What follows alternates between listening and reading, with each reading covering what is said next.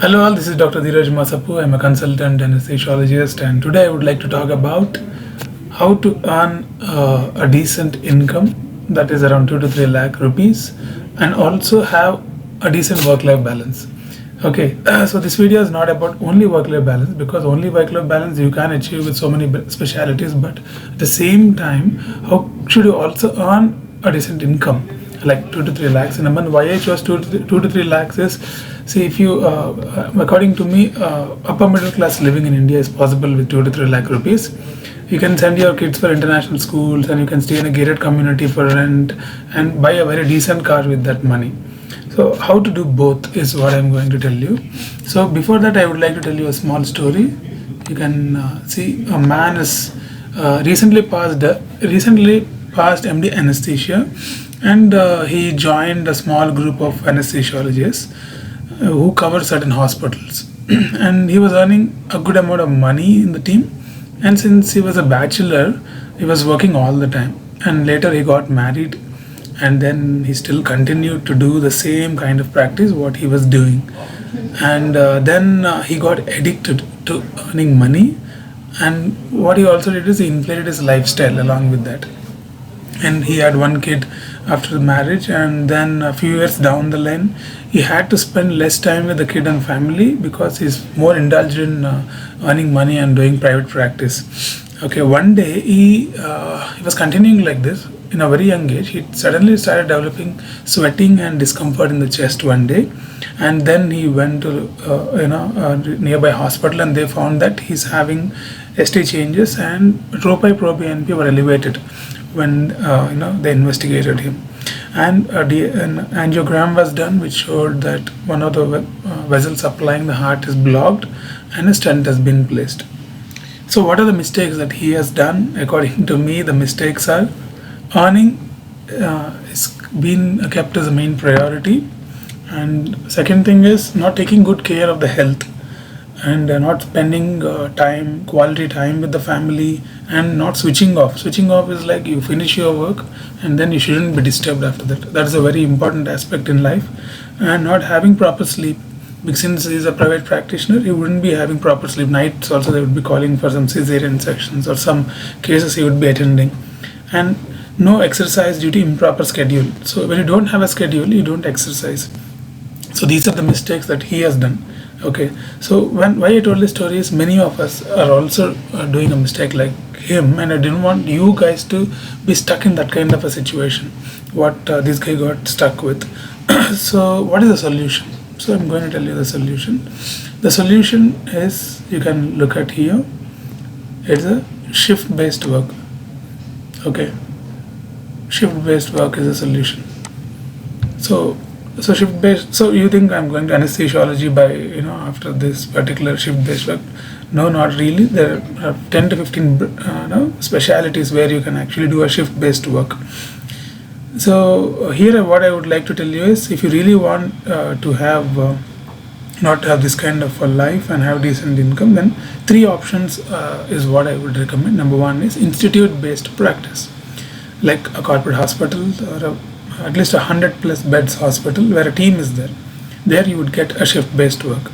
Or working in central institutes like NIMHANS, PGI Chandigarh, or Sri Chettinarl, where you can earn a decent income and also have a work-life balance. Medical colleges I don't recommend due to poor salary structure, and basically this video is not about work-life balance. I told you work-life balance with a decent income. So medical college doesn't fit in this category. If work-life balance is the only thing that you want, then you might join a medical college. Okay, so what specialties actually fall into this shift-based category? So anesthesiology. So most of my videos are focused on anesthesiology. Anesthesiology will have a shift-based work. So you can once you become a consultant, which will take around 7 to 8 years, then you will reach a point of earning good income, and also you can have a work-life balance due to the shift-based nature of the anesthesia. So the next branch would be radiology. Radiology also you can have a good work-life balance and earn a decent income. If you are worried about artificial intelligence taking over radiology, then don't enter.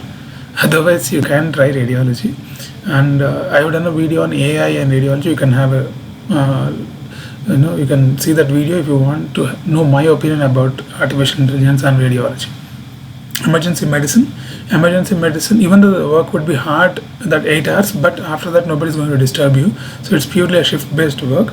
And I have seen emergency medicine doctors, after they have 4 to 5 years experience, they are being taken as in charge in different hospitals, particularly when you plan to go to a tier 2 place, and then a very good income will be there. So it's a good choice to have a work-life balance and also a good income. Intensive care medicine.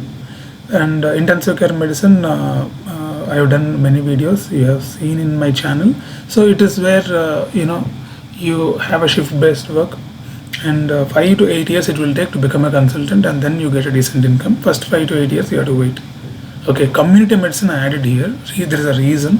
So initially I didn't have much opinion about the branch, but recently I did an interview in my channel with one of my batchmates, and she told that there is a very good career in community medicine, but you have to be very proactive, and you should be willing to enter good organizations like WHO, UNICEF, and you will have a very good work-life balance, fame, and also income.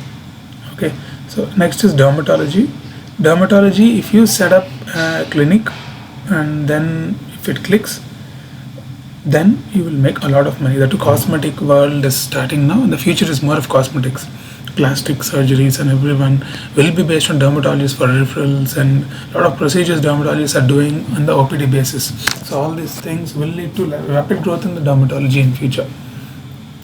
Next is family medicine, general medicine. Both of them, if you have a good practice, you can have a good OPD practice, and you can also have good balanced life. So these two branches will fall in this category. So I think to build a practice, it will take 3 to 5 years in any place. You have to stick on to the place and keep developing contacts. Next is transfusion medicine. Transfusion medicine is more about blood bank officer, you think. So why I kept transfusion medicine is very few people are there who has done transfusion medicine, but every hospital requests transfusion medicine. Over a period of time, you will reach a position where you manage a blood bank, and if you are very efficient, then you will reach very good package in a corporate hospital. Nuclear medicine also falls in the same category. Okay, rehabilitation medicine. Rehabilitation medicine is the upcoming branch of future, because a lot of people are required for India. A lot of people are going to enter the old age, and countries like UK, where the old people are going to increase in the next decade, will require a lot of rehabilitation doctors. So a lot of abroad opportunities will come. Radiation oncology is also a very good specialty. You can become in charge of radiation oncology in a good center. A lot of oncology centers are coming up right now. People are thinking that the jobs are little difficult to get, but a lot of oncology centers are going to go up, and the incidence of oncology is increasing, and it is one of the 7th or 8th disease in the world now. It is going to climb up because of the unhealthy habits of people. And then it is next is pulmonology. Pulmonology also, if you go into interventional pulmonology and other areas, then you can earn a good income. Okay, and if you keep pulmonology with OPD, then you will have a kind of a work-life balance. And this one, if you go into intervention side, again your work-life balance might miss. I'll tell you why in the next part of the video. Okay, and spine surgery also is a very good option. Sports medicine is a very good option. So let us discuss the specialties where you do not have a work-life balance. So number one is all super specialty anesthesia branches. So all super specialty anesthesia branches, like what I'm doing, neuro anesthesia, cardiac anesthesia, transplant anesthesia, and all these things come with a better package in hospital financially. But the thing is, you will be working longer hours. A lot of stress will be there. So you will lose work-life balance when you go to super specialty. The same applies to medicine. All super specialties like cardiology, nephrology, and whatever, endocrinology, rheumatology. Endocrinology would be better, and rheumatology, but cardiology, nephrology, and all those areas, you will lose the work-life balance. All surgical branches and OBG and orthopedics. So by default, all the surgical specialties are very competitive, and to survive in the competition, you have to prove yourself to public and hospital, and you need to work very hard. So in the process of survival, you'll lose the work-life balance, mind you. And next is pediatrics and neonatology. Pediatrics, if you take and do OPD practice, you'll have work-life balance. It will fall in the first category of the specialties. But the moment you do neonatology, then your work-life balance is totally gone. Okay, and trauma surgery also falls in the same category. Anytime you should be able to, you should be ready to go, so you might lose work-life balance. And interventional radiology and any intervention specialty like neuroradiology, interventional pulmonology, any intervention case, you lose work-life balance because intervention is more like an emergency, and anytime you should be ready to go, and uh, you might actually lose the work-life balance.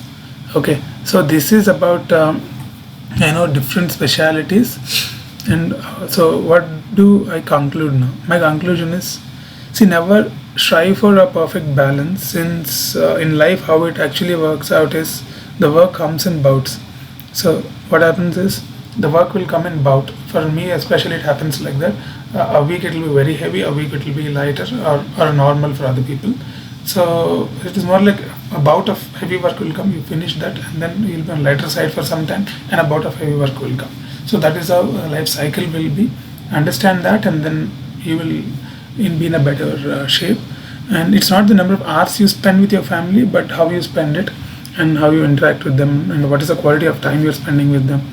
It matters. And women especially, what I feel is, if you have a flexible work timing or part-time work timing, it will be better. It's possible only in anesthesia or an OPD best practice. If the OPD is yours, you can decide your timings, and try to be in zones where you feel like working.